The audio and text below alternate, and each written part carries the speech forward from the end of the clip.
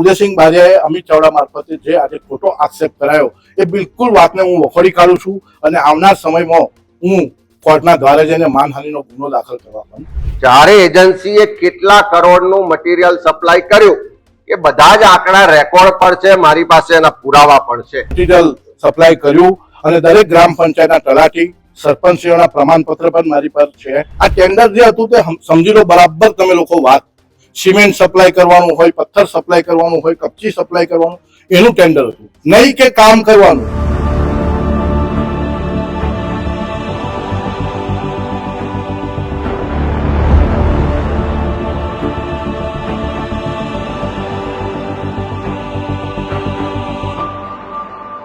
દાહોદમાં રાજ્ય સરકારના મંત્રી બચુ ખાબડના બંને પુત્રો કિરણ ખાબડ અને બળવંત ખાબડની ધરપકડ થયા બાદ મનરેગા યોજનામાં 71 કરોડના કૌભાંડની અંદર તપાસ ચાલી રહી છે. જો કે આ તમામની વચ્ચે ગુજરાત કોંગ્રેસના નેતા અમિત ચાવડા દ્વારા પંચમહાલ ખાતે પણ મનરેગા યોજનામાં કૌભાંડ થયાના આક્ષેપો લગાવાયા હતા. જો કે હવે પંચમહાલ ભાજપના નેતા આ મુદ્દે અમિત ચાવડા સામે લડી લેવાના મૂડમાં ક્યાંક સામે આવ્યા હોય તેવું લાગી રહ્યું છે. નમસ્કાર, આપ જોઈ રહ્યા છો ન્યૂઝરૂમ ને આપની સાથે હું છું પ્રદીપ. પંચમહાલ જિલ્લામાં મનરેગા યોજનામાં મોટી ગેરરીતિ થઈ હોવાનો આક્ષેપ કોંગ્રેસ નેતા અમિત ચાવડાએ કર્યા હતા. અમિત ચાવડાએ ગાંધીનગર ખાતે મીડિયા સાથેની વાતચીત દરમિયાન પત્રકાર પરિષદ દરમિયાન તેમણે જણાવ્યું હતું કે જાંબુઘોડા તાલુકામાં મનરેગા યોજના હેઠળ થયેલા કામોમાં મોટી અનિયમિતતા છે. જાંબુઘોડા તાલુકામાં 26 ગ્રામ પંચાયતો અને 42,000ની વસ્તી છે, જેમાં છેલ્લા 4 વર્ષમાં આ તાલુકામાં મનરેગા યોજના હેઠળ 293 કરોડનો ખર્ચ કરવામાં આવ્યો છે, જેમાં માત્ર 22% મજૂરોને જ મજૂરી ચૂકવવામાં આવી છે. મટીરિયલ અને મજૂરી વચ્ચે 60-40%નો રેશિયો એ જળવાયો નથી. અમિત ચાવડાએ આરોપ મૂક્યો છે કે જિલ્લા ભાજપ પ્રમુખ મયંક દેસાઈની ગિરિરાજ ટ્રેડર્સ અને તેમના પરિવારજનોની એજન્સીઓને કામ આપવામાં આવ્યા છે. ગામમાં સ્થળ પર કામો થયા નથી અને ખોટા જોબ કાર્ડ ઇસ્યુ કરવામાં આવ્યા છે. કોંગ્રેસ નેતા અમિત ચાવડાએ શું આક્ષેપો લગાવ્યા અને સામે પક્ષે પંચમહાલ જિલ્લા ભાજપ પ્રમુખ સામે જ્યારે આક્ષેપો લાગ્યા ત્યારે ભાજપ પ્રમુખે વળતો જવાબ શું આપ્યો એ સાંભળો. પહેલા જે ભાજપના મિત્રો થોડી હકીકતો મને આપી ગયા કે આખું જે મટીરિયલ સપ્લાય ચાલે છે એ જાંબુઘોડા તાલુકામાં 4 જ એજન્સીઓ સપ્લાય કરે છે. પહેલી એજન્સી છે ગિરિરાજ ટ્રેડર્સ, બીજી એજન્સી છે ગિરિરાજ સપ્લાયર્સ, ત્રીજી એજન્સી છે ગિરિરાજ એન્ટરપ્રાઇઝ અને ચોથી એજન્સી છે જય માતાજી સપ્લાયર્સ. મને કોઈ કીધું કે આટલું બધું કરોડોનો મટીરિયલ સપ્લાય કરતા હોય તો મોટી એજન્સી હશે, મોટું કામકાજ હશે, તો કોણ છે આ લોકો? હમણાં જીએસટી ની વેબસાઇટ પરથી હમણાં જ એના પિન નંબર જે ટીન નંબર હોય એ નાખીને હકીકતો જે કાઢી છે અને એમાં જે બહાર આવ્યું છે કે ગિરિરાજ ટ્રેડર્સ છે જેણે હું માનું છું કે કરોડો રૂપિયાનું મટીરિયલ સપ્લાય કર્યું છે, એના જે લીગલ નેમ ઓફ બિઝનેસ જેનું નામ છે મયંક કુમાર દેસાઈ છે. હજુ ચેક કરવાનું છે, પણ મને કોઈ કહ્યું કે જિલ્લા ભારતીય જનતા પાર્ટીના હાલના પ્રમુખ છે.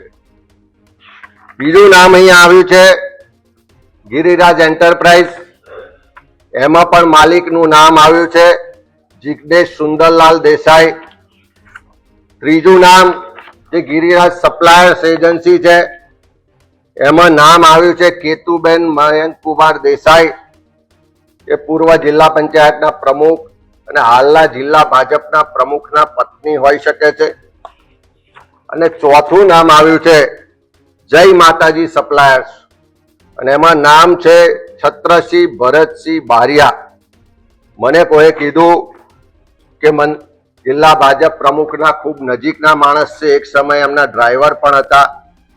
અને આ ચારે નામ જે રીતે બહાર આવ્યા છે, ચારે એજન્સીએ કેટલા કરોડનું મટીરિયલ સપ્લાય કર્યું એ બધા જ આંકડા રેકોર્ડ પર છે, મારી પાસે એના પુરાવા પણ છે. મારી રાજ્ય સરકારને વિનંતી છે, સાથે માગણી પણ છે વડાપ્રધાન શ્રી 26 તારીખે ગુજરાત આવી રહ્યા છે ત્યારે એમને પણ કહેવું છે કે આપણે ચૂંટણીમાં ભાષણો ખૂબ કર્યા કે દેશમાં વડાપ્રધાન સ્વર્ગસ્થ રાજીવ ગાંધીજી હતા ત્યારે 1 રૂપિયો કેન્દ્રમાંથી મોકલવામાં આવે તો નીચે 10 પૈસા પહોંચે છે. આજે નરેન્દ્રભાઈના શાસનમાં પંચાયત થી લઈને પાર્લામેન્ટ સુધી એમના જ ભાજપના લોકો બેઠા છે, એમનું જ શાસન છે.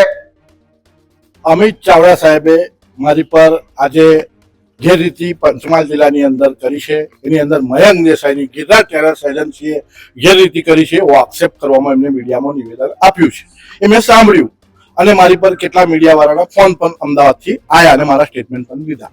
જ્યારે મારી ગિરનાર ટેરેસ એજન્સી નું ટેન્ડર પંચમહાલ જિલ્લાના નિયામક શ્રી જિલ્લા ગ્રામ વિકાસ એજન્સી તરફથી જ્યારે ટેન્ડર પાડવામાં આવેલ 5 વર્ષ પહેલા ત્યારે મારું ટેન્ડર લાગેલ હતું ગિરનાર ટેરેસ નામનું.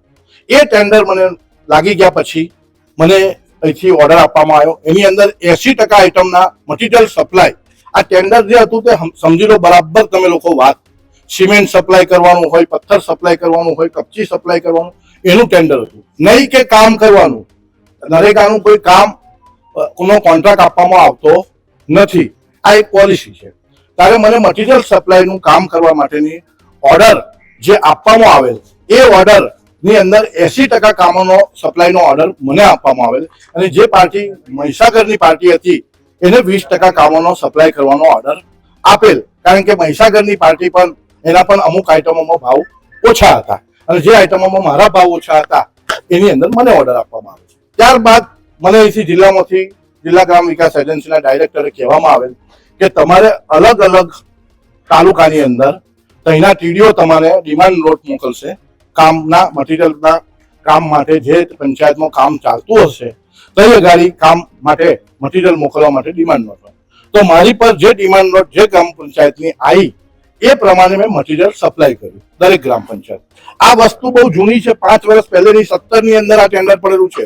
તમે સાંભળી લો બરાબર પહેલા વાત. આ જૂની વસ્તુને નવી બનાવી છે આ લોકોએ. તો એ ટેન્ડર 17 ની અંદર જયારે પડેલું ત્યારે મેં એની અંદર મટીરિયલ સપ્લાય કરતો હતો. એ મટીરિયલ સપ્લાય કર્યું અને દરેક ગ્રામ પંચાયતના તલાટી સરપંચીઓના પ્રમાણપત્ર પણ મારી પર પાસે છે. આજે હયાત છે. એ બધું જ મારી પાસે ફાઇલો છે. એના મને ગુણવત્તાભેર અમને માલ મળી ગયેલ છે. એ ગ્રામ પંચાયતના સરપંચીઓ અને તલાટી કમ મંત્રીઓ છે મને પ્રમાણપત્ર આપેલા છે. ત્યારે આ કોંગ્રેસના આગેવાનો મારી પર ખોટો અમિત ચાવડા સાહેબને ઉદયસિંહ બારિયા જામુગોડા તાલુકાના છે જેઓ 22 વર્ષથી ધારાસભ્ય હતા જામુગોડાની અંદર. હું 1995 થી ભારતીય જનતા પાર્ટીનો યુવા મોરચાના મહામંત્રી તરીકે કામ કરી રહ્યો. જામુગોડા તાલુકો બેઠો કર્યો. કોંગ્રેસને પછડાટ આપી. કોંગ્રેસનો ગઢ જામુગોડા તાલુકો એટલે કોંગ્રેસનો ગઢ ઉદયસિંહ બારિયા પણ જામુગોડા તાલુકા. એ ઉદયસિંહ બારિયાને મારી પર પહેલેથી ખાર છે. એ ખારને લીધે એમને અગાઉ પણ અનેક અરજીઓ અનેક તપાસો મારી સામે કરાઈ છે.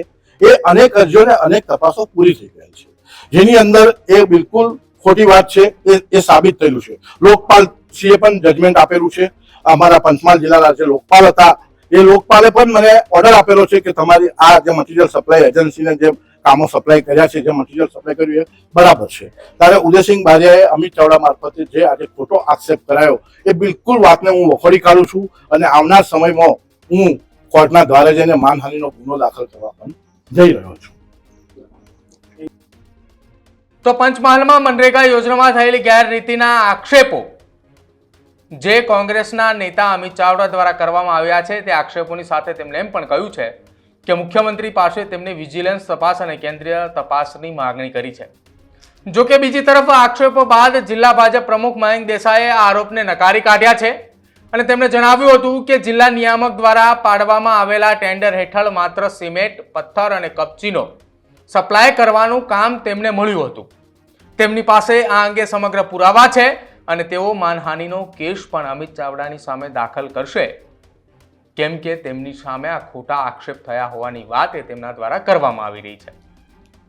ત્યારે હવે જોવાનું રહેશે આગામી સમયમાં કે અમિત ચાવડા દ્વારા પંચમહાલની અંદર જે ગેરરીતિની વાત તેમના દ્વારા કરવામાં આવી રહી છે એ ગેરરીતિના કયા અને કેટલા પુરાવાઓ તેઓ સામે આપે છે અને બીજી તરફ જિલ્લા ભાજપ પ્રમુખ મયંક દેસાઈ દ્વારા પણ સામે પક્ષે કયા પ્રકારના પુરાવા મૂકવામાં આવે છે અને આખી આ ઘટના સંદર્ભે અમિત ચાવડાની સામે માનહાનિનો દાવો એ ક્યારે દાખલ કરે છે અને વળતો જવાબ ક્યારે આપે છે એ જોવાનું રહેશે. તમારું શું માનવું છે? પંચમહાલ જિલ્લાની અંદર જાંબુઘોડા ખાતે શું ખરેખર મનરેગા યોજના હેઠળ ગેરરીતિ થઈ છે કે પછી અમિત ચાવડાએ જે આક્ષેપ લગાવ્યા છે તે પાયાવિહોણા છે, તેમાં કોઈ તથ્ય નથી અને ક્યાંક તેના જ કારણે મયંક દેસાઈ ખુલીને સામે આવ્યા છે? આપનો અભિપ્રાય અમારા કમેન્ટ સેક્શનમાં જરૂર જણાવજો. જોતા રહેજો ન્યૂઝરૂમ. નમસ્કાર.